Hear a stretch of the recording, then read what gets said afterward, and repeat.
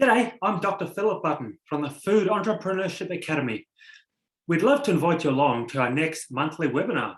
It's on Saturday, 20 November, if you're in the Oceania or Asian region, or the previous day, Friday afternoon or evening, if you're in the Americas. Now, the topic this time is all about protein sources and the types of claims that you can make.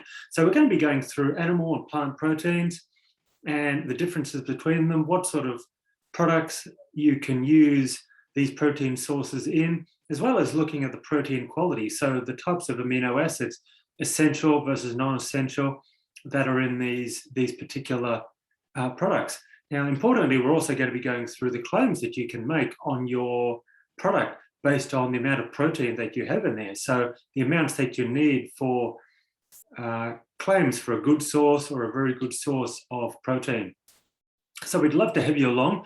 Join us for our webinar. It's on Saturday morning, November 20, if you're in Asia or the Oceania region, or the previous day, Friday afternoon or evening, if you are in the Americas. It's 9 o'clock in Australian Eastern Daylight Saving Time, or if you're in the Americas, we've got it at 1500 hours Pacific.